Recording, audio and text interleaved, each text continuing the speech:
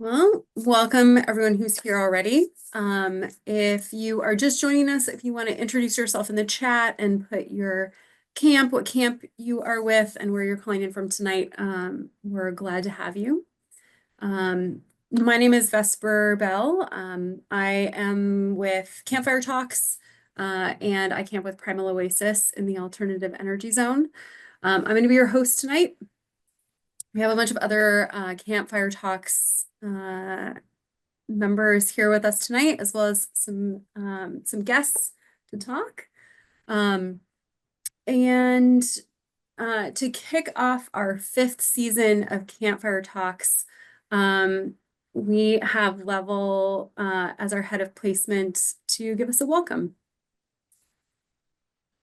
All right. Hi, everyone. Thank you, Vesper. Thanks, everyone, for showing up tonight. I wanted to first just mark this moment in time and congratulate the camp support team for starting off a 5th season. I remember in its infancy, before we ever started anything during the pandemic, trying to figure out how to bring the community together in a time when we were all isolated and, Zoom was a new thing for us. And they've really got a well-oiled machine at this point. So thank you to all of them. For all of you who are joining for the first time, know that this is a completely volunteer effort. And it takes the community to make Burning Man run, not only in Black Rock City, but also year-round. And so I'm just excited to see everyone here today. I know it's an interesting time also in the burner sphere. You might all have some questions about why am I getting so many emails from the org about fundraising at this point in time. I am not going to be privy to say anything at this point about any of that. So if you have questions about that, one of the lessons learned there is that obviously we need to right size our budgets and maybe assume that we're not going to sell out all the time. But aside from that, I think that we do hope you can consider contributing some level of donation if you have the means to Burning Man Project to keep the event running. A lot of the chatter that I've heard online and seen online is about, can you show the financials? I do encourage people to look online yourselves. Burning Man has posted 990, and there's some recent stories in the Burning Man Journal that say even in more detail kind of what all that funding goes towards. But let's not make that the topic of the day. The topic of the day is really just about what do we learn from the playa. Coming out of 2023, we were all wet and muddy and had lessons to learn from that. I think this year was a fantastic year. I feel like everyone that I've talked to had a really great time. And so I'm just looking forward to the conversation today. Thank you again for coming. We are, as we do this time of year, every year, starting to think about next year. What do we tweak? How do we improve? I think that's probably part of every camp's process as well. And so if we can learn from each other and take away some tips from tonight, that is a win to me. But I do hope that everyone had a great year. Of course, hiccups always happen and plans don't always go as planned. But I hope this was one of the smoothest events yet for you all, because it definitely was for me. So welcome to Campfire Talks. Welcome to the 5th season. And I'll pass it back to you, Vesper. Yeah, it was better next year. Tonight we'll be talking about what we learned this year, just like Level said. We are going to hear a little bit more from Level and from Trippy about acculturation and responsibility. And then we also want to hear from each other. It's okay if you didn't come tonight with something to talk about or with the intention that you're going to be sharing. Participate as you are able or want to. We have the chat, and then we'll also be breaking into groups based on our neighborhoods. So this is a great opportunity to discuss and connect with other people who were nearby you in Black Rock City this year about what happened and how things might be better next year. So I'm actually going to bring Level back up to the hot seat.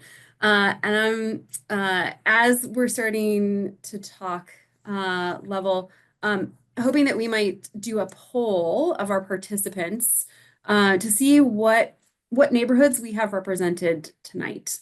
And Level, what did you learn from Curiouser and Curiouser this year? Great question. I think it was interesting going into this year. We had encouraged camps to take the year off, gave an incentive to do so. And what we saw overall in the city was that even if camps didn't take a year off, people uh, down took took their camps into a different place. A lot of them were smaller than they typically were. Some of them were half the size that they normally were. I've been trying to get my finger on the pulse of people who took the year off. And I think one of the lessons learned is uh, it's okay to be smaller. It's okay to take the year off. It's okay to not go bigger and brighter and louder. We've been trying to say that to the community over the years, but sometimes, learning things by doing is better than just hearing it from someone lecturing you. And so I feel like that was a big lesson for people was to say, wow, like we only went with our core crew. We only went with the people that were 100% dedicated from the start. I think all of that resonated when we were out there feeling like things went smoothly because we had a lot of veteran folks that really wanted to be there, weren't fazed by the last 2 years of weather, and were okay with keeping it small. I think that it'll be interesting to see what comes up in 2025 because I imagine there's going to be people that want to keep it small and who really liked it half size, who didn't have to wrangle as many cats. And I think that that was a huge lesson. I think that many camps learned across the city. I'll also say another thing I learned is I think I don't know if this is a lesson that I learned, but I think what was reinforced was that we just have an awesome community. I think that people are coming together, still trying to problem solve on their own, figuring out how to share resources better, figuring out how to move better. I had fingers crossed, do have confidence that we'll have a better MOOP situation than we did in 2023, though the results are TBD at this point. But I think, where it was interesting for me personally, I get sort of a report and sort of barometer on all the issues that happen around the city and where I need to like insert myself to try to facilitate a resolution.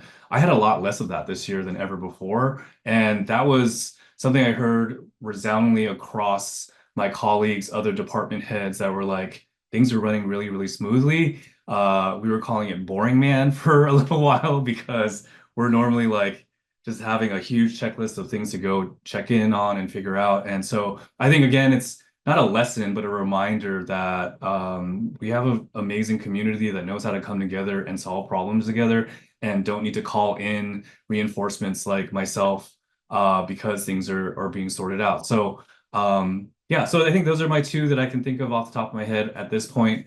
Of course, we go through a big postmortem every year and think about, how to tweak things and how to refine things, where we get feedback through lots of different methods. There's a post-event survey, there's a neighborhood feedback form. So we're kind of chewing on that right now, and there'll be more lessons that we find out through those processes. Yeah. Thanks, Level. And I Yeah. imagine particularly as we start to connect with each other over the next couple of months, like maybe starting with a conversations that maybe happen tonight. There's no shortage of ways to give feedback across the board, both to the org and org to camps and camps to each other, to try to make this experience even better for ourselves going forward. Yeah. Yeah. Yeah. I'll Um, also just thank oh, everyone too. If you were part of a place camp, we did ask you to fill out a post-playa report. And we're trying to be gracious with people that are missed the deadline and allow that. So if you haven't turned that in, just reach out to us and we'll give you a way to still give us the information that we're looking for. We're chewing on that too. It doesn't go into a black hole. Just know that all that does help us figure out how to do Burning Man better, how to do placement better. And I just know I hear all the time every year, and I'm working on how can we make this process smoother, more transparent, easier to figure out, and so you don't feel like it's just all wasted effort. We have lots of volunteers that are chewing on this information too, and care about how to make this a better experience for you all. So yeah, so thanks for filling it out if you did, and if you haven't yet, you still got time. awesome. I'm wondering if we might bring Trippy into this conversation. Trippy, can I bring you up to the floor? Yep. Hello. Do you want to say a little bit about who you are? Sure. Yeah, I am Trippy Longstocking. I'm Level's predecessor, I guess you could call me. Used to run placement and handed the reins to Level in 2019.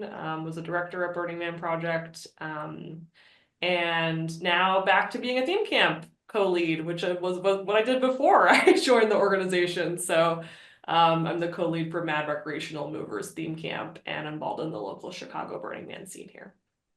Thanks. Welcome. Thanks. To kick us off as we get started, we're all here and eager to learn, I think, always as theme camp leads. And so I'm wondering for the two of you, from your point of view, what might be the most valuable wisdom you might have from your experiences to offer to other theme camp organizers? This level. I've been talking a lot already, so why don't you go, Trevi? Sure.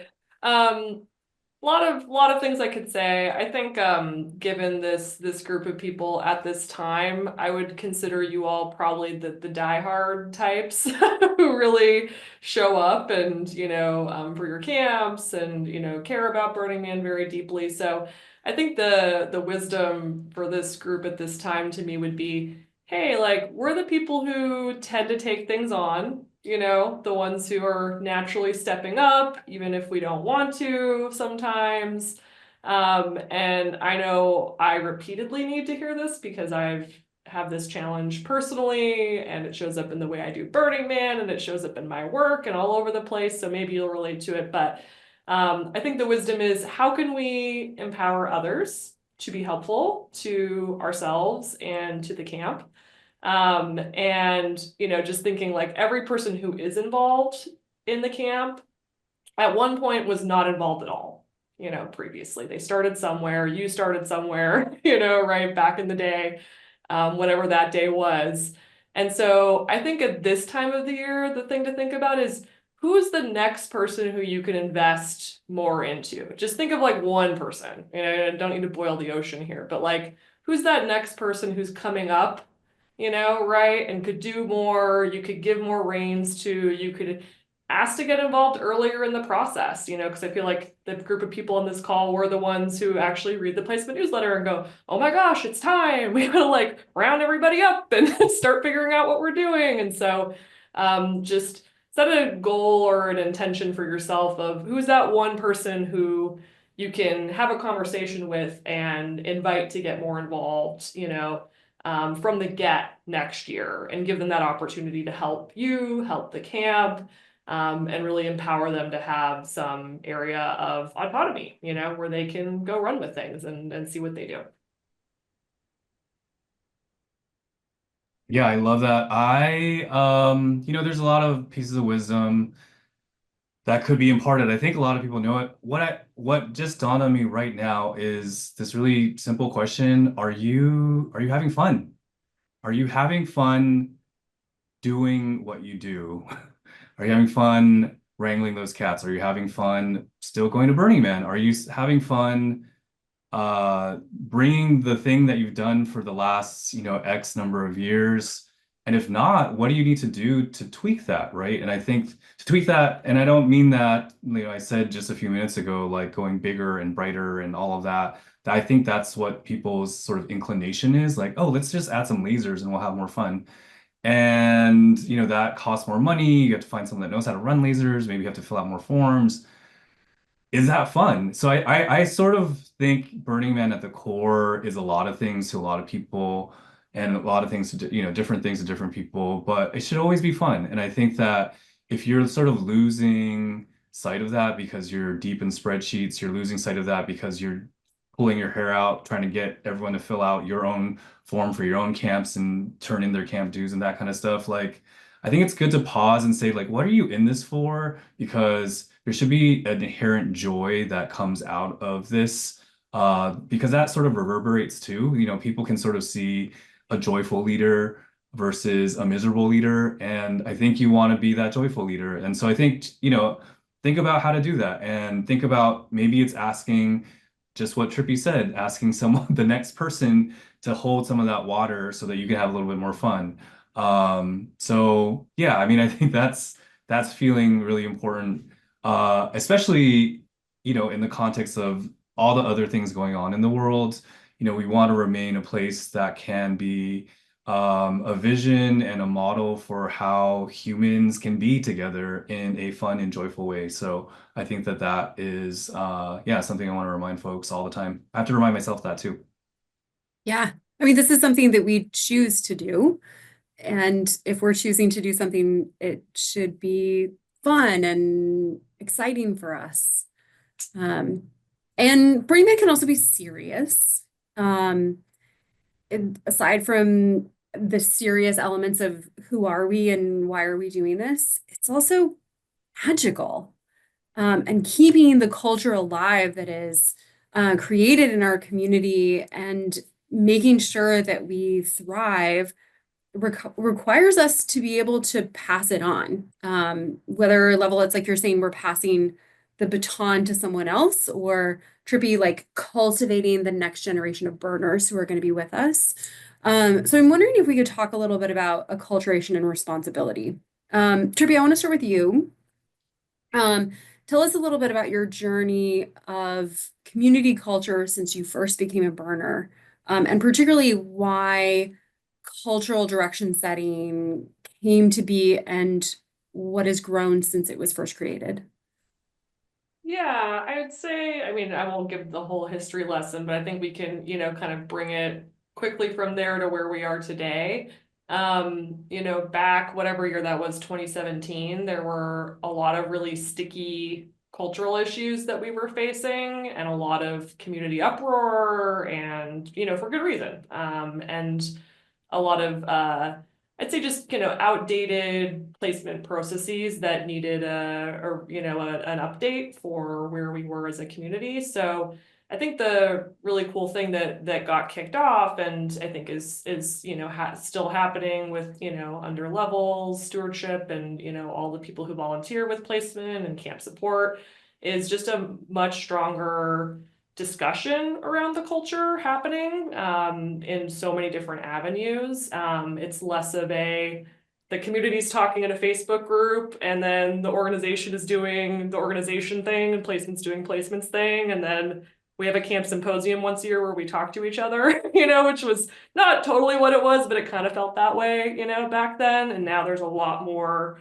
robust, community conversation and cultural conversation that's happening. So, I think that's still at the heart of where we are, and I think why a lot of those issues that were really big issues back then I think have gotten a lot better. They're not perfect, but and they probably never will be, but we're certainly in a much better place.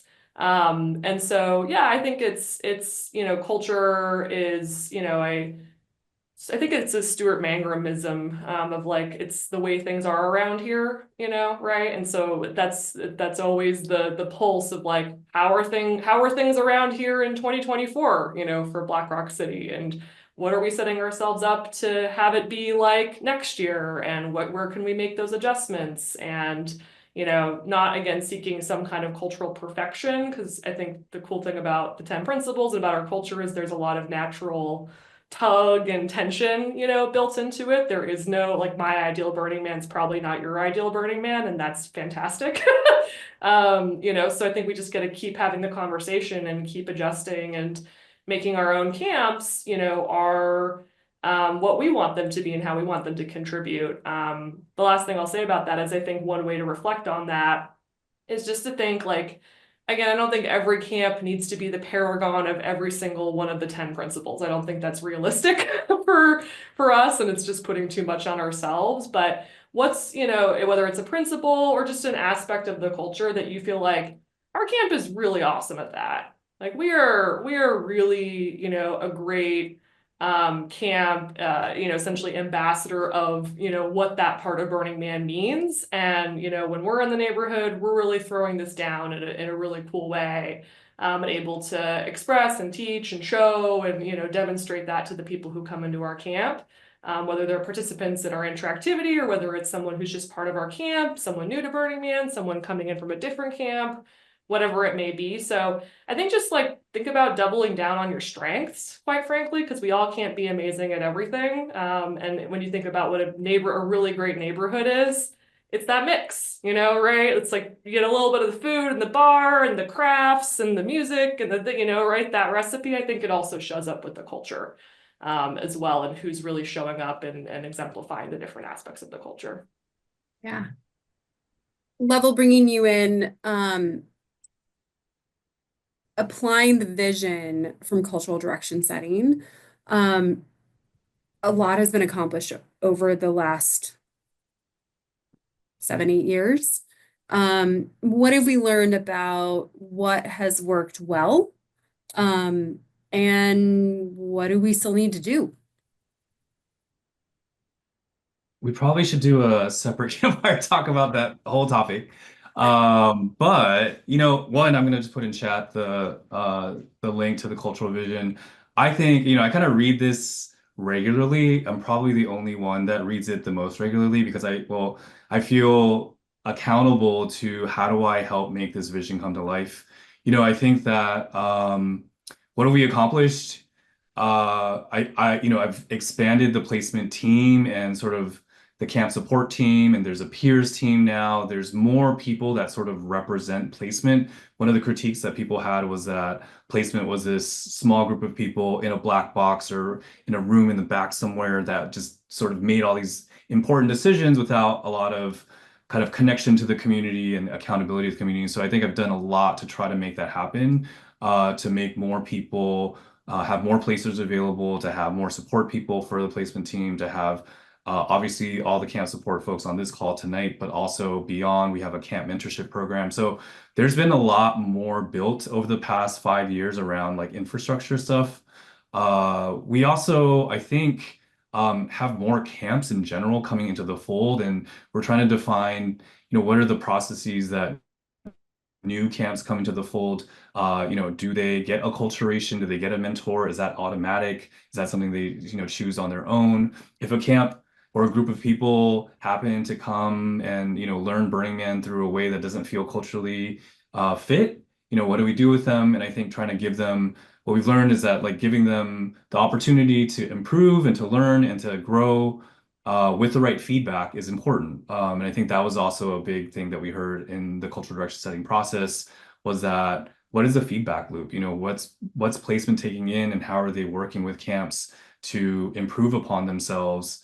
I think a further frontier of this is, we also want to recognize that there have been camps at this point that have been going for like 3 decades. So how do we sort of make the experience also in honor and respect of them, to not sort of like be condescending to them, to be like, here, do all the same things you've been doing for 30 years.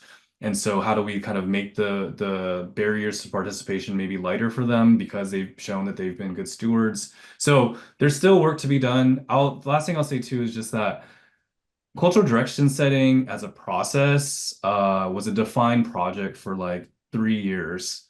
What that's instilled is, and I kind of think like that happened between 2017 and 2020, essentially. We sort of have ongoing cultural direction setting now that happens because of the process that Trippy got to really help initiate.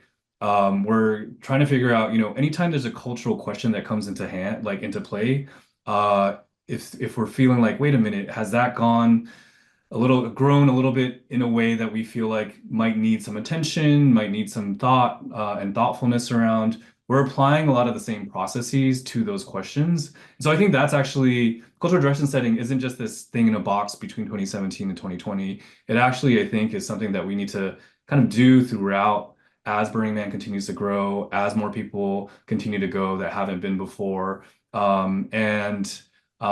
If you went this past year in 2024, there are probably a lot more large art cars than we've ever seen. And so that's sort of a question internally that we're asking. We're going to be engaging with the mutant vehicle community around. So I think that's, I think we're going to try to, I think that model of kind of posing the cultural tension and then bringing a variety of people with different points of view around that question to figure out where do we want to go. Let's build a vision around it. that's going to continue. And I love that I get to be here for that still. And I think that's going to carry on. Yeah, that was actually just going to be my next prompt to each of you, which is, where are we going with this? Where do you see our culture going with formal or informal cultural direction setting, and where would you like it to go? Level, you go first on that, and then I'll Like I said, it's probably worth another call, like a very long call too. I think it's interesting, right? Burning Man is we don't have consensus. I don't know. I don't think we have consent. Like, is there anything that 100% of the people in Black Rock City agree on? I think it might be um the BLM should charge us yeah, less. like the Like BLM things charges like that, less. but Can we make the gate line shorter and faster? Can we, I think we're pretty solid on MOOP. Like people are like, no one should MOOP. Like this should just be, everything should be clean and spotless. So I think, but when it comes to cultural questions, like Trippy was saying, there's a lot of tension there, right? Like depending on why you go to Burning Man and what you care about more, you are going to see things from that perspective, and you're going to kind of maybe digging your heels around that. And so I think it's interesting. I just mentioned this thing around mutant vehicles. Like some people want to see even more. Some people want to see less. Some people don't care at all, don't even think it's an issue. So I don't know really exactly how to answer that. I do know that we have our sensors, like I think everyone that works on placement, everyone that works really for Burning Man is kind of, we're a participatory culture, right? So we're talking about it in Reddit, we're talking about it on Facebook, you're talking about it within your camp, and these things do bubble up. And I think that for me, it's about that process. If we start recognizing things bubble up and need a process around it, say, hey, we don't have an answer, we're noticing that it's bubbled up, maybe it's been a couple of years, we should let's talk about it, that we have a process now. So I don't have like a crystal ball to say exactly what that is. And it feels like there's probably, name any issue and someone's going to have opposing opinions about it. And so for us, it's about, with limited time and limited resources, what are the critical things. I'll say one thing that's interesting that maybe some people don't, I don't know if we're going to have a cultural direction setting process around this or is or not, but we're noticing that if you look at the census numbers from the last, I want to say decade, the average age of burners, at least who fill out the census and they try to norm it, um, has gone up about a year from like 31 to like 38 a year every year. And so the question for us is, what does that mean about the culture? Does that mean that new people are joining the culture? Does it mean that younger generations, Gen Z, whatever, are sort of don't care about it, or like it hits different for them? And they're coming to Burning Man. Existing in this world today is different than someone who joined 10 years ago, who joined 20 years ago, right? So those are other questions that are less about like, is placement giving you good feedback or not? But I think bigger questions that are community that are going to have to figure out together of, is that an important, sector of society that we want to continue to figure out how to be relevant to. And I think so culture is much more than cultural direction setting, culture is much more than placement. We have certain levers to encourage people or reinforce or incentivize certain groups of people to do certain things. But at the end of the day, I think it's a bigger community conversation. So hope that answers your question. yeah, and I can just tag on briefly and say, it's, so wonderful to see that cultural direction setting as a, way to grapple with something, right, is continuing on and it's evolved and, right. But I think ultimately the heart of it is just, it's not shying away, right, from these tensions or these, like Level said, these things that are bubbling up. It's instead, confronting them and inviting in that discord, right, and inviting in the different opinions. And so my hope, I'm no longer with the organization, but is that like and I know Level really cares about this, is continuing to look and pick these things up. And I think it's, just good for us at this phase, with our own camps to think about that too, right? If there's things that bubbled up or, areas of tension in the camp, like how are we, this didn't go well, or we didn't agree on how to do this, or we don't know how we're going to handle this part next year. I think it's, the model is really just inviting the hard conversation to happen, right? Making space for people who disagree with you, even if you're the camp lead and you are going to ultimately probably make the decision, right, on how to move forward. But, bringing in the other perspectives. I know with my camp, there was some stuff that came up this year around like the future of our camp and how we're going to, handle the way we approach some parts of our planning process. And so there's a bunch of stuff there that I'm like, yep, I gotta walk my own talk here and make sure we have a robust discussion with folks when they're ready for it. And if that time for me is not right this second, because everyone's like ready to put it to rest for a little bit and pick it back up in the winter, late winter, spring. But we're gonna need to have some, I think, really good conversations and do our own little, cultural direction setting for 2025. So encourage folks to consider that where you need to. Yeah, I love the idea that this is an ever evolving dialogue of culture growth. I think a great example of sometimes where burner traditions come into conflict with a cultural direction that we are trying to aspire to is uh, we know that the Paiute tribe has requested that human remains are not left behind on the playa. And bringing ashes, for example, has been a meaningful burner tradition at the temple for a long time. And it takes time to educate participants and affect change away from some of those other burner traditions towards where we would like to see ourselves as a wider culture. Maybe as a hot take from each of you, what aspect of burner culture would you most like to either highlight for further development or highlight for future change in a different direction?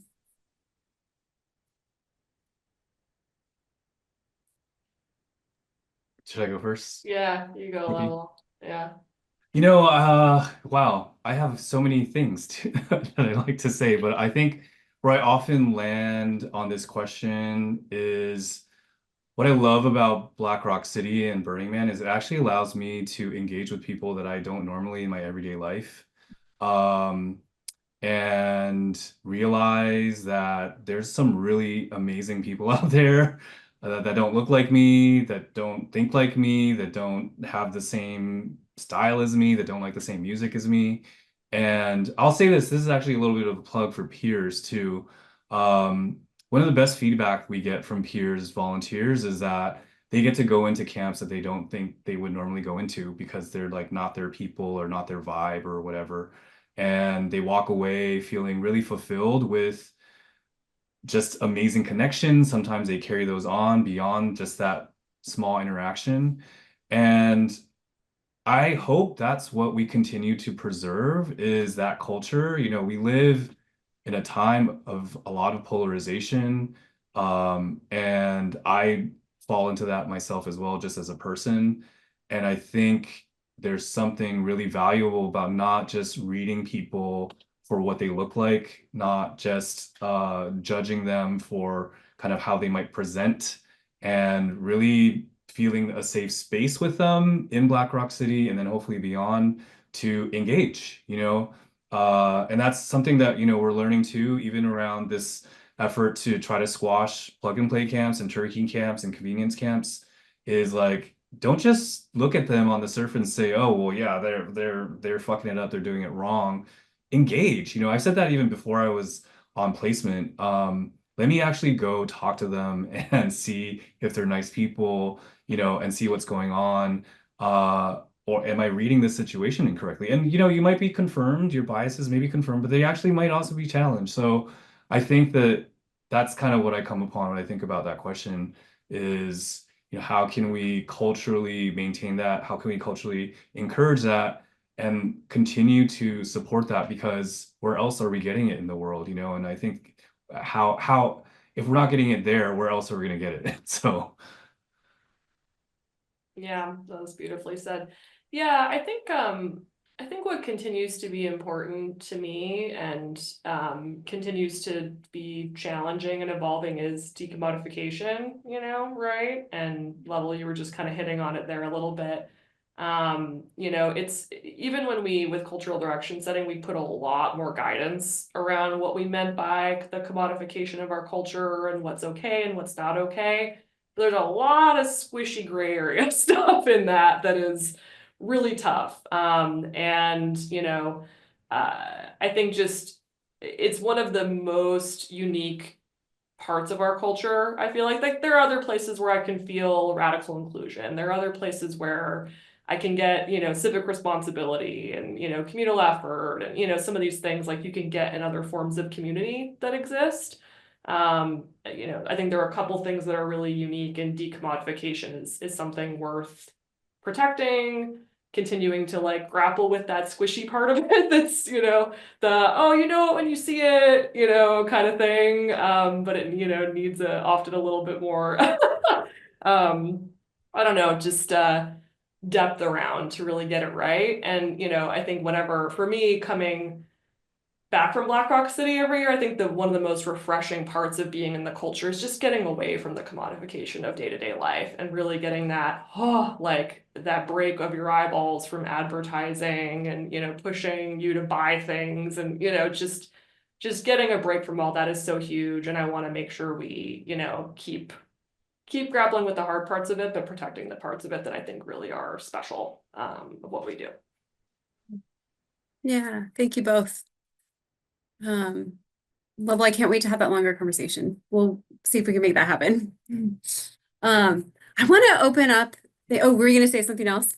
nope, Mm. let's do it. Puppy, if you would maybe take us off spotlight, I want to open up for our next piece to the larger group, actually, for our participants who are here. And as we do this, I'm going to talk a little bit about what we're going to do. We would really like to hear from all of you who are here, in whatever way you would like to contribute, about some of the lessons and things that you have learned from this last year in Black Rock City, whether you went or took a year off. And about some of these topics that we've been talking about. And I have some questions and I'll kind of prompt a discussion for all of us. There are a number of ways that you can participate if you wish. You can use the Zoom to raise your hand. So down in the reactions button down below in your dashboard, there will be a raise hand function and I will call on you. You can also raise your hand in your video square and I will call on you. Raise your actual hand. And you can also participate via the chat. And you can also be a fly on the wall and digest the things that you are hearing here to have longer and other conversations with your camp outside of this meeting. But we would really like to hear from you all if you're wanting or willing to say anything. If you are wanting to participate, a reminder about being respectful of each other. Really drawing on that radical inclusion principle that we have to welcome all points of view, to assume good intentions of each other, to be respectful, to also be mindful of space, to recognize if you are talking a lot, to take a step back and allow others to come forward if that's happening, and kind of like keep our discussion going. If you would like to participate and share in response to some of the prompts, if the first time you do share, if you would introduce yourself, say who you are, the first time you share, who are you, who do you camp with, maybe what's your neighborhood, I'll take it from there. I'm wondering from the collective, what was your experience? What was your camper's experience? What have you heard? Particularly around what were your interactions like with the camps around you this year?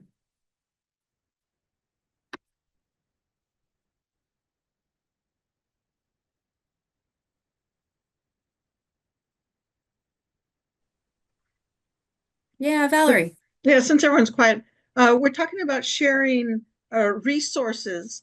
Could we possibly share fuel containment areas? Because I have a small camp and it's only like 50 by 100. And to have a 20 foot, I think, radius, we had to walk around, walk around. And if we was on the margin of two camps, so it only came in 20 feet on me and 20 feet on them, we hardly had anything. We just had cooking fuel. So it was really minimal. But I can understand you need to have the same size all the time. It would get too confusing, and there's a reason to have that size. But it would be nice to be able to share that in addition to generators and solar and things. That's a suggestion. Valerie, have you done a hub with another camp? No. It sounds like maybe it's something that you considered, particularly given that like sharing physical space in some way may enable to be better neighbors, or to like share more space, maybe considering if that were a possibility, perhaps. I'll look into it. I'm kind of a keep it simple person, but I will see what that entails. Here's another one since I'll crank off my list here. Lost and found. When we were packing up, we came across like, oh, this doesn't belong to anybody. The bikes were all packed. We were practically facing the exit. If you know how you drop off food as you leave, it'd be nice if there was a person that collected lost and found as you leave, because we didn't know it was not one of our campmates until we really cleaned up the common area and realized it was a visitor that had left it. And in this case, it was just a small thing. It was a mug, but it was a nice mug. And there was no way to ride your bike to center camp and drop it off. And so maybe on the Exodus, if they could have that. And I like that the art cars are now in the street areas. I would almost vote for wider streets so they could go down the curvy ones, because I often don't get out very much, being the camp lead. And if I don't see the art car go by, I may never see it, especially after dark. And so I'm a vote for widen our streets, because the people on the art cars often don't go down the streets either. I mean, there's what, 50 miles of that. Let's see. Oh, it's not a good burn unless you have the emergency services come by. We actually had it for the first time in a long time. One of our lithium batteries had gotten distorted from charging it up, solar, and it got over, and it was all swollen up. And so we had the hazardous waste firefighters come by. And just by chance, we talked to the dispatcher a couple days later towards the end. And I said, how many calls have you had like this? He goes, oh, you're the only one. Okay, 70,000 people charging lithium batteries off of solar. I can guarantee you people drove home with dangerous batteries, because I'd even mentioned it to my neighbors and they thought I was overreacting. Oh, no big deal. Just pack it up and take it to Reno. Not on a 3-day weekend. I'd have to take it all the way home. I'm not driving with a distorted lithium battery. So maybe if, somehow get the word out that these are really dangerous, at any moment it might change state. I really like at the information, you have the final map of all the locations. And so I will ride my bike down there and I'll take a picture of it. And they're always lost, and I can show them, and get it pretty enlarged, that maybe that map, that information could be at the ranger stations at the different radios, like 3 and 9 or something like that, or emailed out so we can all have our own photos of it. Because that final map is nice, because you can say 745 and E, but boy, that's a big area. And maybe the odd numbers could be on this man side and the even numbers could be on the mountain side, or some fine tune it, or maybe encourage camps to actually have the name of their camp, so you don't have to walk up and ask what camp it is. Have an actual label of what your camp address is there. For the addresses. Valerie, I see Sarah's hand. Do you mind if I have her jump in? Yes. Oh, thanks. Sarah, come on up. What do you have to share? Can you hear me okay? Mm-hmm. Okay, great. Hi, I just didn't have my video on because I look not so great today. Hi, I'm Sarah, Silver Girl. I'm one of the camp co-leads for Off the Dome Camp. We've been around for I think in some manifestation since 2008, and I overtook leadership last year. That we had a transition in our leadership. In any case, you had brought up the topic of how we interacted with our camps around us, and our camp is about 100 people. We're on Esplanade. We don't have a lot of. We're pretty much rugged individualists in the camp. So there's, in terms of like forming a hub with another camp, we didn't see that it was very beneficial to our camp in terms of resource allocation. We did have a great relationship with the camps around us. We organized to share our fire lane to save space. I know Valerie was talking about, say, sharing the fuel containment areas. We didn't end up doing that, but we were very cramped for space. But sharing the fire lane with the camps around us, so that took a number of negotiations between 3 camps to do that, and that actually worked out really well. Even 2 camps down in our neighborhood was Opulent Temple, and we ended up using some of their heavy equipment to help us set up some of our larger structures, and that was a real just a wonderful thing. And I really liked our neighborhood this year. I think we were well placed. So yeah, kudos to placement, by the way. So thank you guys. We needed more space, but that's a separate topic. But in terms of getting around with our neighbors, even just the negative things, we had some downstream moop from one of the camps upwind that had opened up a styrofoam beanbag and released tens of thousands of tiny little styrofoam beads. There was almost no way to clean that up. I mean, it turned into pretty much of a shit show post burn. But we were able to talk with them, and they were able to get that under containment. So getting along with the camps was a really good thing this year. We didn't have any issues, and even the negative stuff was a positive. So thank you for bringing up the topic. Yeah, I'm glad. It seems like you had a good experience in your neighborhood. Yeah. Level ICU.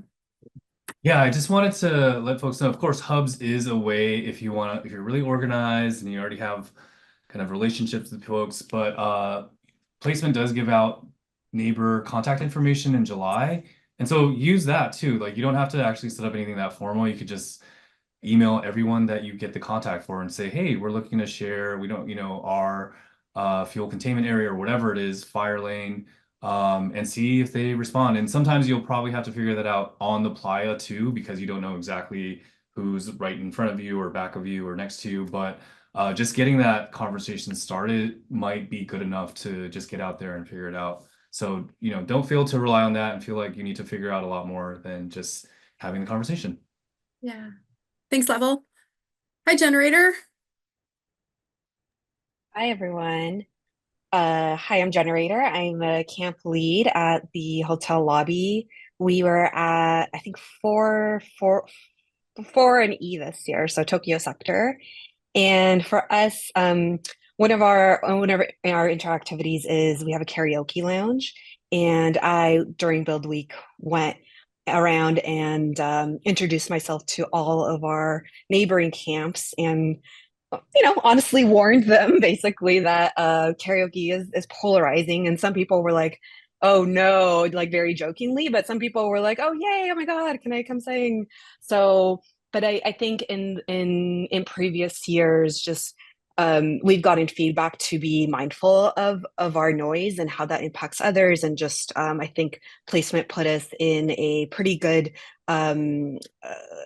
like neighborhood where there are not sound camps, not like crazy sound camps, but camps that have, morning parties, camps that have nighttime parties. There's a lot of noise around, and I think that was a good fit for us. So props to our placers on that. But yeah, that was how we interacted with some of our neighbors early on, and just having that conversation like, hey, if it's 2 a.m. and someone's singing, My Heart Will Go On, not very well, like come talk to us. We can turn those volumes down because maybe we don't hear it, but you do, or you can hear it down at the portos. Like, someone mentioned it earlier, let's have those conversations and just talking about it before it becomes an issue later on. And I just kind of wanted to share that with you all. Yeah, I love that initiative that you took towards civic responsibility of like, hey, this might be happening, and preemptively, if something comes up, please come to us. Yeah. Yeah. Yeah. I think that's a really great segue actually to I want to like drill us into maybe talking about burner culture, particularly burner culture in how we experience the camps around us. What did we all notice as aspects of burner culture that were alive and well in the camps around you this year? What was working? What were some great examples of burner culture that you saw or would like to emulate or would like to encourage? And what worked well for your camp to manifest burner culture?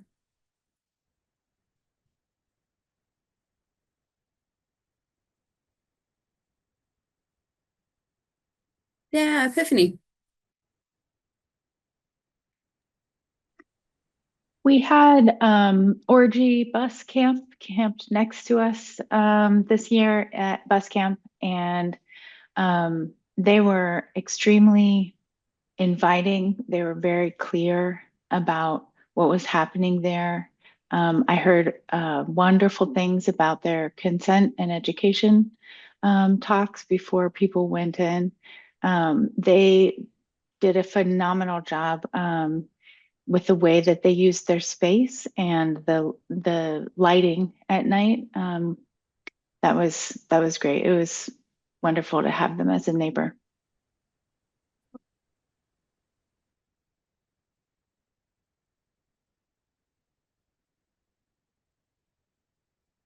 There's things that went well.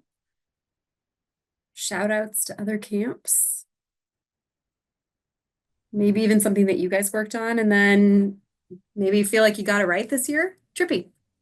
I'll say our little neighborhood. I was in 3 o'clock, bordering on the 2 o'clock sector. I've never camped out there before in all my years. And yeah, I think we just like figured out how to all like make a thing happen. We had Frozen Oasis, which is home to the, what do they rename themselves this year? The Symphony. There's like 2 symphonies and one of them renamed, and I'm already forgetting. Dust City Symphony, I think they renamed themselves to. Anyway, like they have their orchestra practices, which by the way, if you ever get to camp near them, it's a pleasure because you wake up to an orchestra, practicing in the morning. It's wonderful. And then we had our affogatos and espresso, and then we were next to Grilled Cheese Incident, who like timed some of their incidents well, I think, to to kind of bring it all together.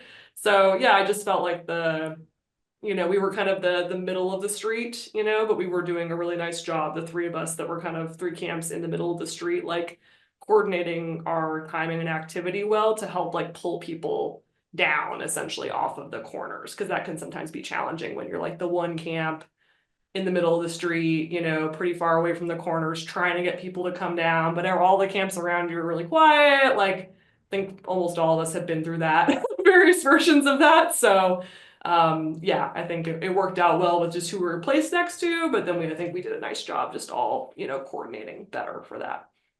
Nice. Nice. I'm gonna kind of segue us for like 1 second because I'm really curious. I think we have some, just looking at the chat and the introductions that people did, I think we have some diversity of where people were camped across the city. Bobby, do you want to throw out a poll to see actually where we all were? Let's see. Mhm.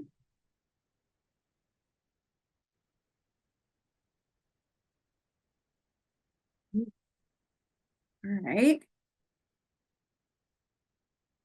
And as we're throwing in where we all camped, Fox, if you want to put question 3 in the chat, because now I'm kind of wondering about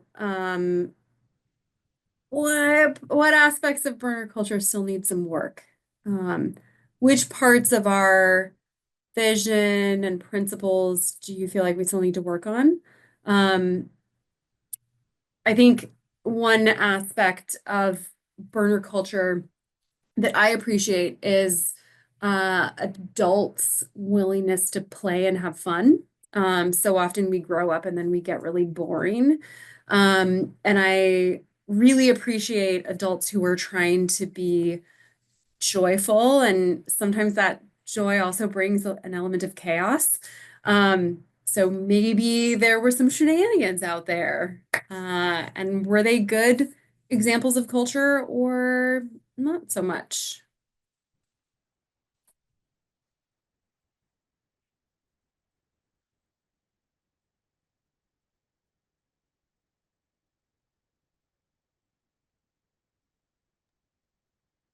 Yeah, generator, I see you. Oh no, I was thinking. I just unmuted myself. Sorry. But I mean, I guess what I was simmering on was I'm still shocked how much moop and trash I see with the amount of culture that is still done. It's like I guess we just need more. I guess we just need more internal, and we get it a lot from the org, but I guess our maybe we need to hear it from our camps and our own people rather than maybe like these kind of like higher or up organizations. I just don't know because I don't personally kind of behave that way. So it just kind of makes it just frustrates me, but I don't have a good answer. I just have a complaint.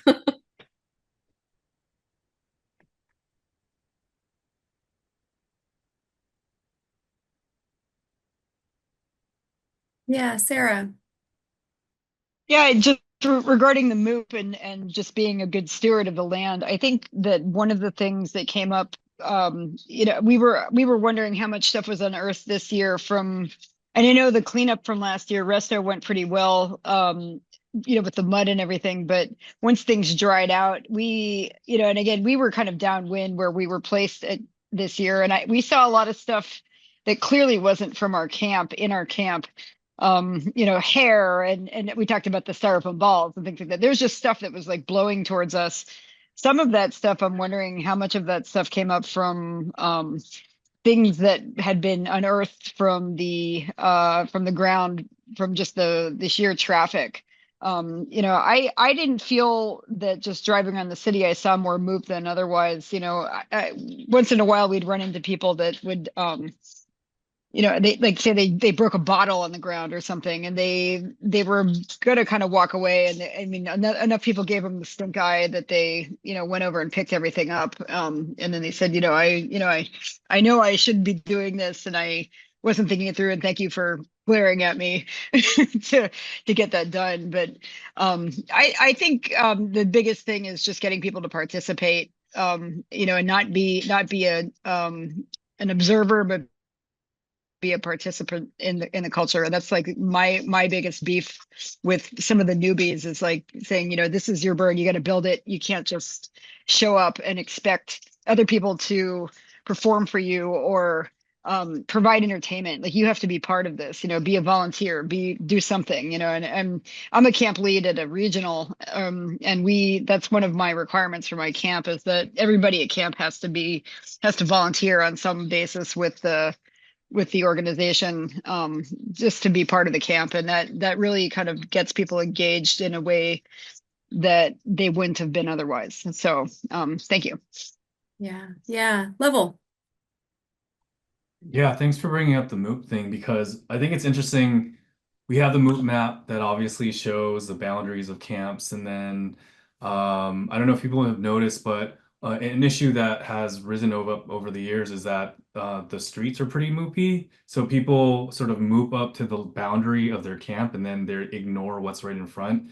I think I'd love to see more, and I know that people carry their own personal MOOP bags and things like that, but more of an adoption of like, hey, this might have shown up last year. This might be 5-year-old MOOP, whatever. We're all still stewards of this land, regardless of if it's flagged out by placement as what I'm accountable for. Like, we should all really feel accountable for all of it.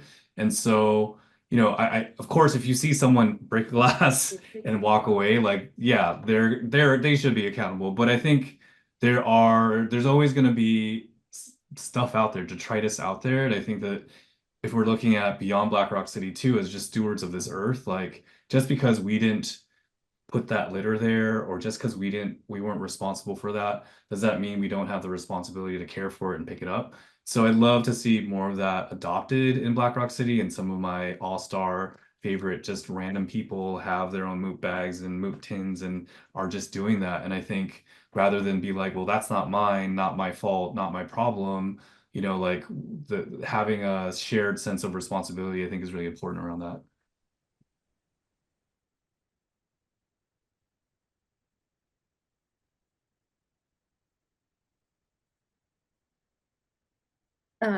W. Stemwell, wherever you are. I saw in the chat that you said something about shenanigans about an Airbnb. Would you be willing to elaborate on that a little bit more? I'm so curious.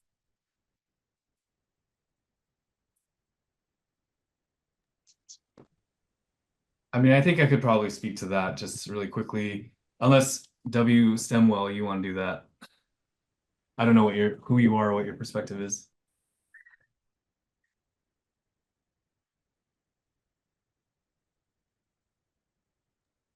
Oh man, I jumped in too soon.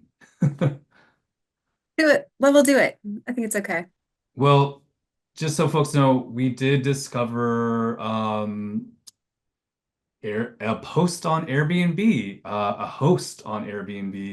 who rented out space in a built tent or shift pod or yurt or something like that.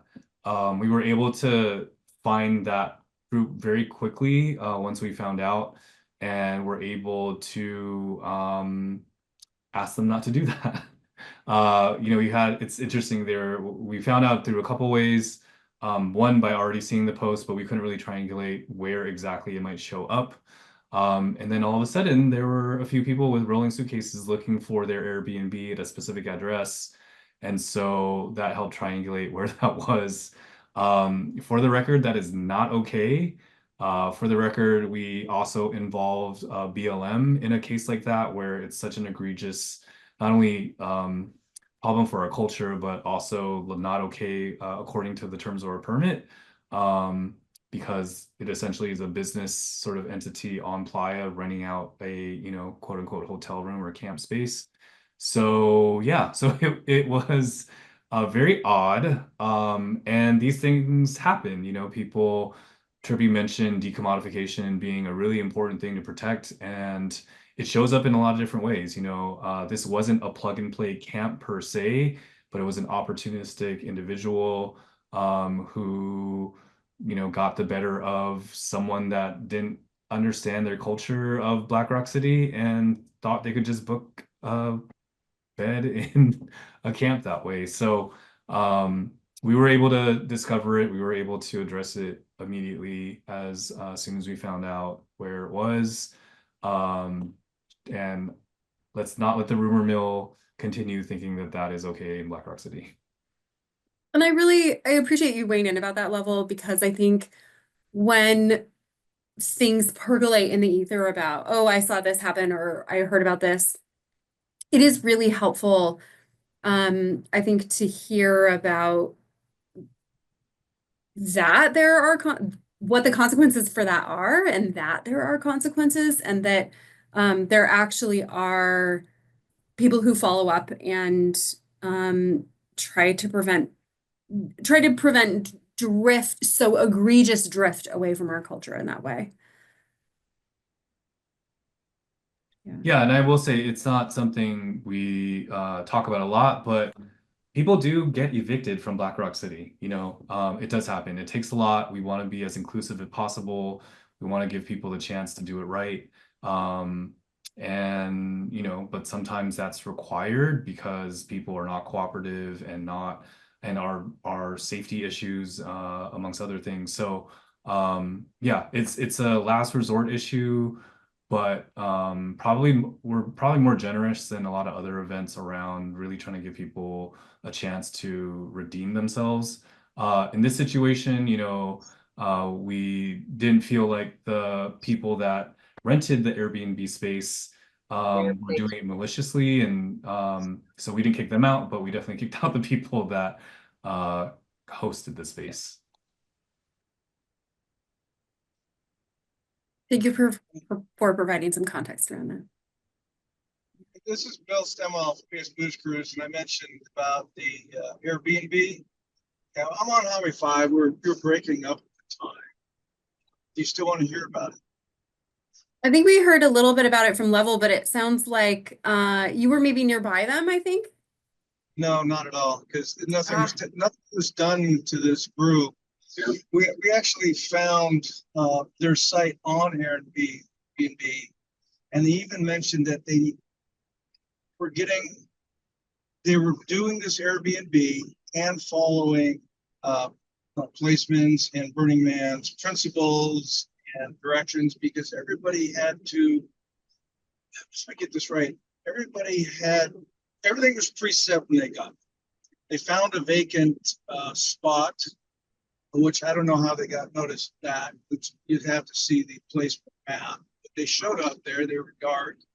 The people that I talked to there were all virgins. They didn't understand the terminology of lead or anything like that. They paid, I think it was about $2,000 when we went to the site to camp there.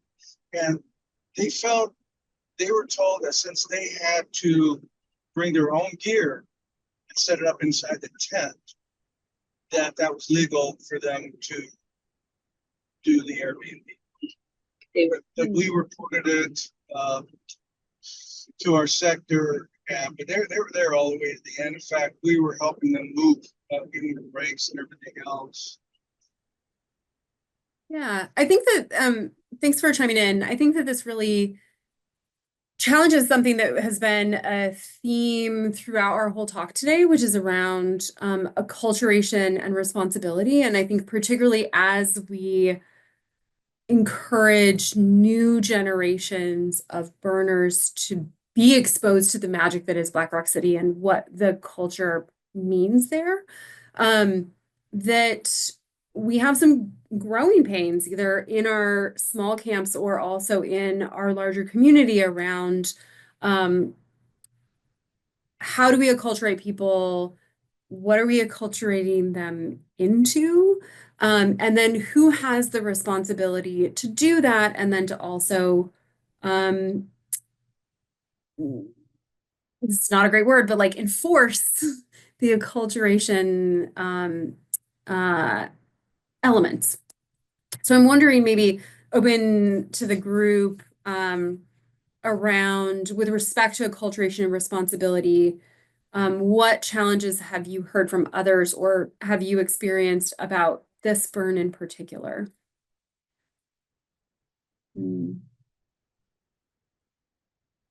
Sarah said that their camp has the ethos that all burgeons are the responsibility of the camper who brought them in to provide that acculturation. If you're bringing someone in, so you're going to then teach them. Yeah.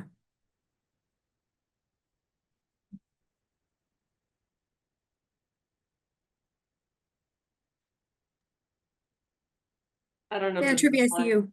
I don't know if Yeah. this is like former placer brain, but I think I did this before placement, but like, I don't know, it's like obviously in the camp, focus on that first, but even on Playa, like I've had, like actually not this year, but last year, 2023, we were on G, so our back was against open camping on H. And so yeah, we had a like couple small pods of, people with trailers and RVs, some of whom were great, awesome, some of whom were less acculturated. It was their first burn and coming in. So yeah, I think I try to take maybe a little extra responsibility for the camps around as well, because like sometimes you just end up with that pocket of people who shows up, who showed up, and it sounds like W. Stemwell, you dealt with this where you're like, oh, who are these people who they thought they knew what was going on, but they really didn't. And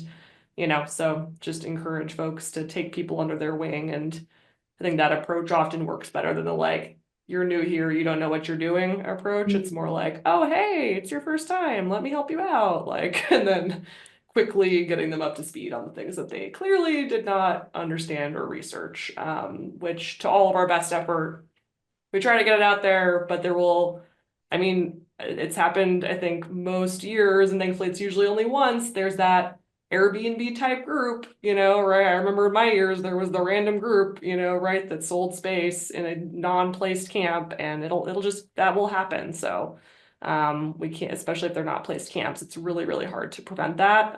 But it's, it's up to us to just catch those in our neighborhoods and, make placement aware and help them out where we can to get it. Yeah, I love this balance of like communal effort, civic responsibility, and radical inclusion. But this is not about like, you didn't do it right the first time, so you're not welcome here.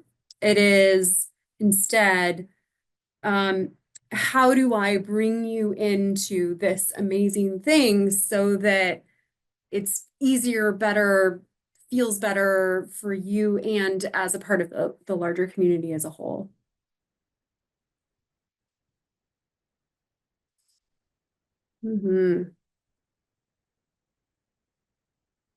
Valerie was talking about you guys have some good shade, so getting overheated newbies that need water, and an education about the environment trying to kill them. It reminds me very much of the joke that we have in our default friend circles, which is while you're drinking this water, do you have a minute to talk about our Lord and Savior, the Burning Man?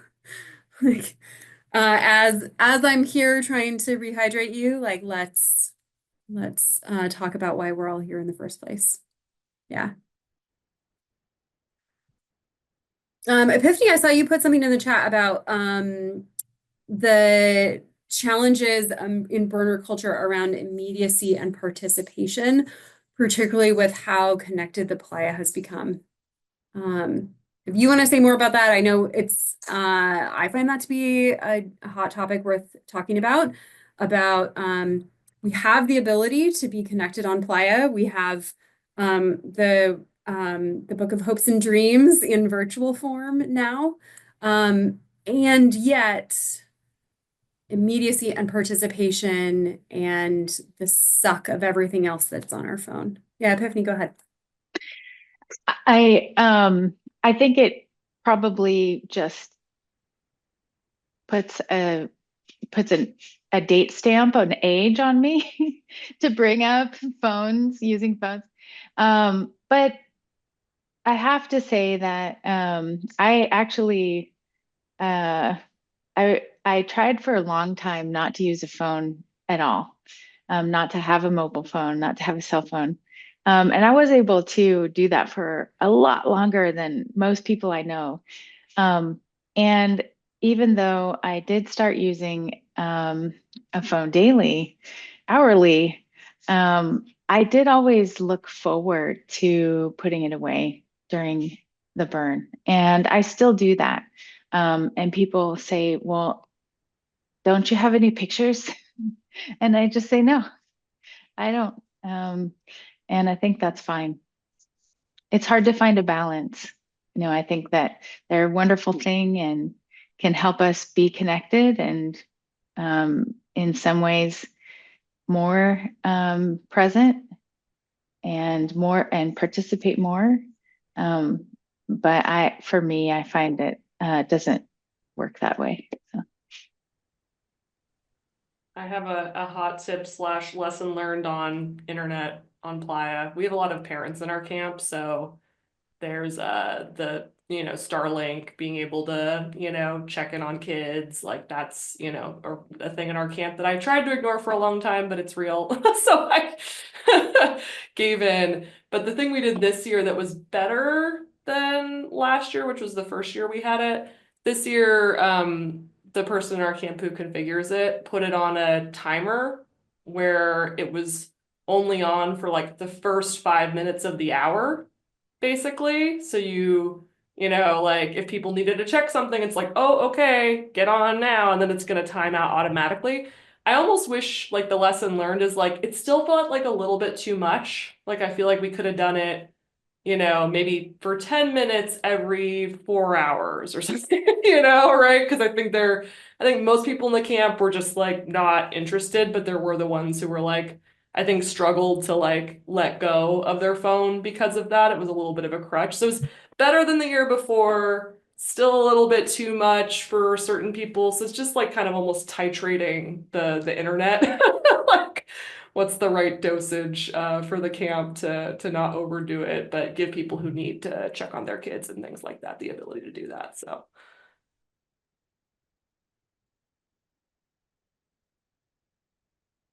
I found that I one of the things that I appreciated the most about Burning Man when I first started going was that this was a place where I could be my true weirdo self and not have that.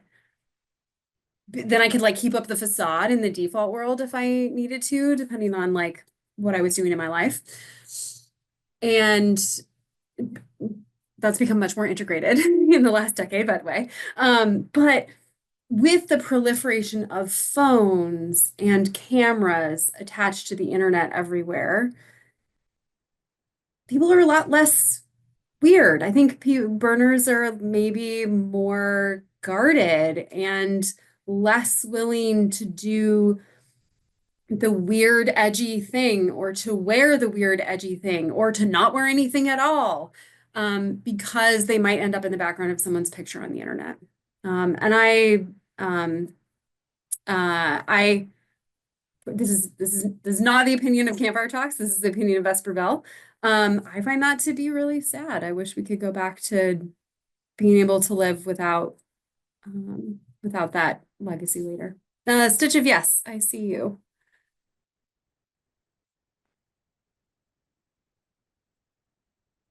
Stitch, I see your hand. Join us.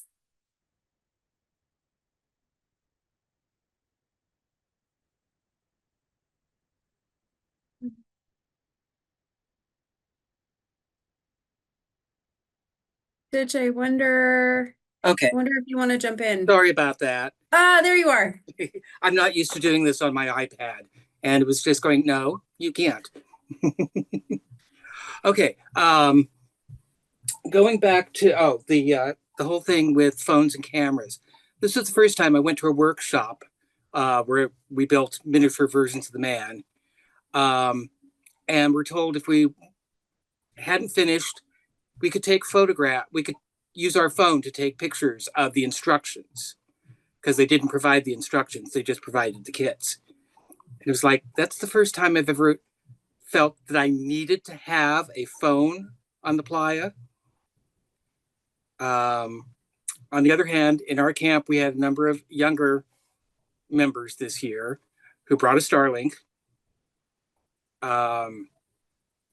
were actually pretty good about it because we didn't outright ban phones in our lounge, but we said, don't stay on it all day. And it is something that I agree.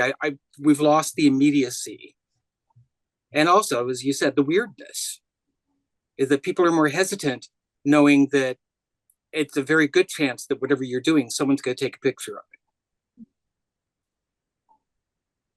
and probably not ask. Yeah. Yeah. Generator. Hi. So I wanted to share on kind of a little anecdote on acculturation. So basically every year we host a small Zoom for new burners, and everyone's invited. We actually would always get a ton of returning burners, or people maybe that haven't gone in 5 years or whatever. And this year we didn't do it. We just kind of ran out of time and we felt it. We were on playa and there was just certain things that like, oh my gosh, somebody brought regular tent stakes and I'm just like, girl, like and I had bought some extra lag bolts because I just kind of always try to come prepared, and we gave out almost half that box, and usually we do that sort of like kind of like a basics tutorial with people to go over stuff like that. And there were just like other little small things that I can't think at the top of my head, but that kind of was a big learning lesson for us, that video really does go like a long way to kind of bring people in. And especially with all the small nuances, Burning Man is so intimidating. Like you're surviving in the desert on top of trying to, express yourself on top of all these other things that Burning Man is about. Making sure your survival basics are covered can sometimes go unnoticed, surprisingly, or or you kind of just forget to bring the water or whatever. So yeah, just that was a note for us to make sure we do that next year. Yeah. Level had said something earlier about kind of feeling like some camps or some elements of this burn were a little bit like back to basics. Like the hardcore people were the ones who survived the heat and the wet. And there was people who were like really dedicated to being there. And I think very often as theme camp organizers, we can kind of take on the responsibility of now I'm like, I have to put all this stuff together and I have to acculturate all these people and I'm responsible for them. And I have to make sure that they're doing it right so that, we come out of the year okay. That I wonder for all of us about how we promote some of these cultural changes or take some of the lessons of things that we learned this year and do that delegation to spread it outwards so that it is not just on our responsibility. Like, how do we take some of these lessons, like right sizing or acculturation or being a good neighbor with regards to our sound, and spread the responsibility of engendering that culture?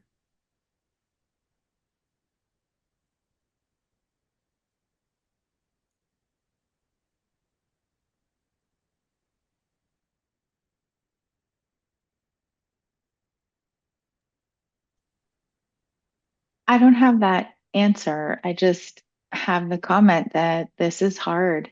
And I think it was clear earlier too when you said enforce is not the right word. How do we inspire each other to invigorate our Burning Man culture? It's a question I would love to hear input, ideas, answers about. One way I've done it, I could stand to do this probably again. I didn't do it this year, but I think it's interesting when you're like, whether it's like a new person or it's a returning person too, who's just, needs to be refreshed, reminded. I think it's interesting to like, whether it's the 10 principles or your own version of this is what Burning Man culture is, which we're all entitled to have our way of explaining it. I think it's asking, I've done it before where I ask the person, the new person, the returning person, like, what out of this is really the most inspiring and interesting to you? Like back to what I said earlier about doubling down on strengths, I think giving someone the feeling of like, oh, I have agency of what I want to double click on here and, focus my contribution to the culture around. And maybe for them that's leave no trace because that's like something they care about. They care about sustainability in the default world, and then they have a way to practice that in Black Rock City or radical inclusion or like radical self-reliance. Like they're going to be the most radically self-reliant person in the camp and have everything, and if anyone's missing something because they forgot it, they're going to be the one that has an extra, like whatever it is.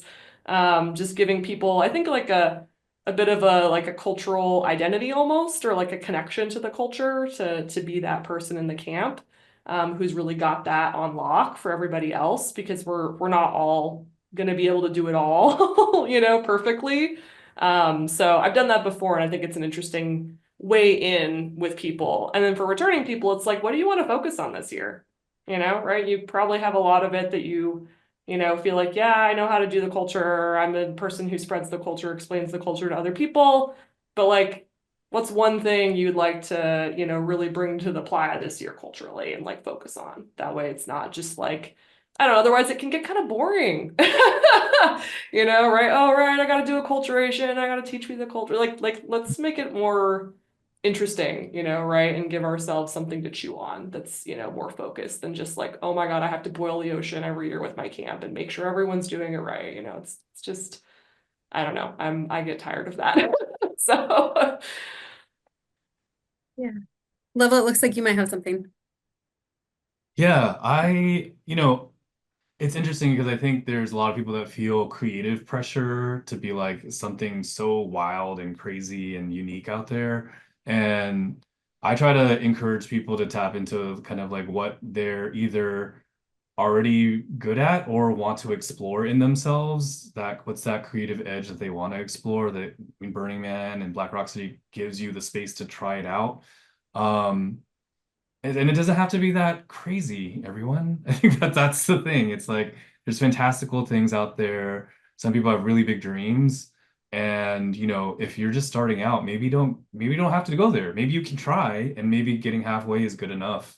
Um, I think sort of a related thing that I was thinking of is we have been pushing hubs. We started hubs a couple years ago, and that's going to be kind of something we continue to encourage. What's been interesting is, we found that there's these camps within these really large villages that sort of phoned it in and like didn't have a unique identity and suddenly were asked to figure it out.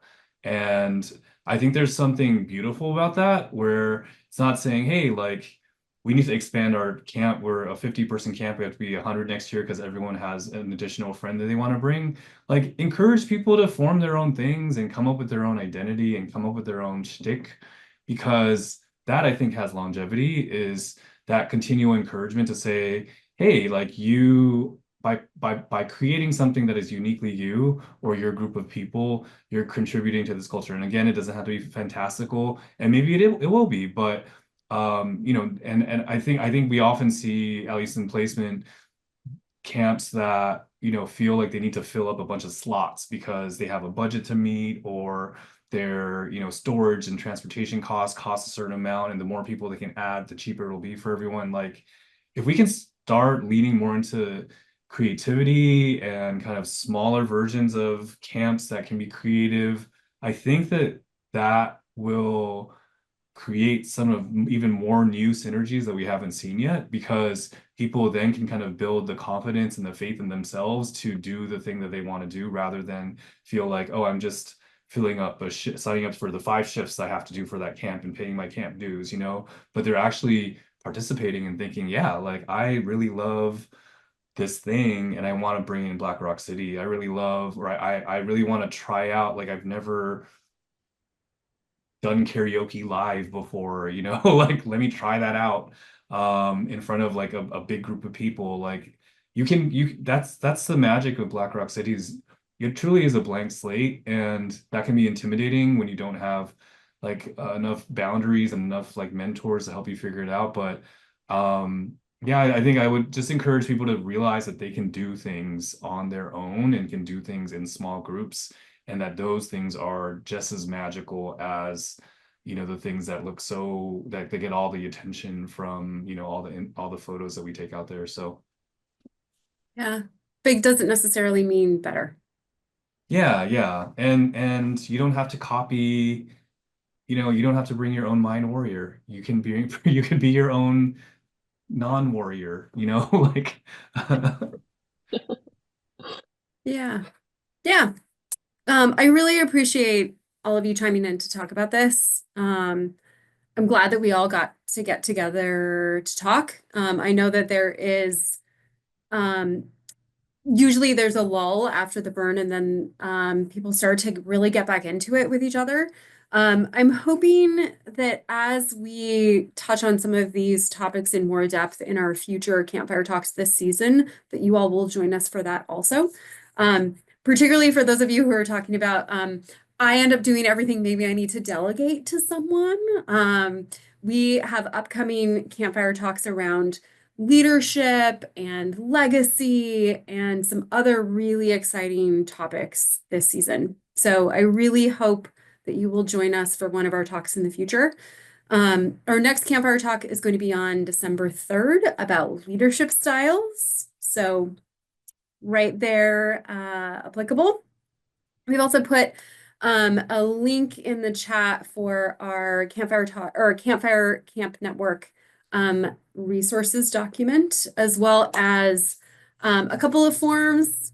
Raymond loves the forms. If you want to volunteer to join our team, and then also some feedback about us. We're always looking for more insights and ideas for what would you like to hear about, and what would you like to participate in. So please drop us a line, come and see us next month. Thank you all for being here. Thank you to Trippy and to Level for sharing your insights with us. And as we wrap up this evening, please feel free to unmute and say goodbye. Thank you everyone for being here. Thank you. Bye. Thank you. Thanks, y'all. Thank you. Bye. Thank you. Good night, everyone.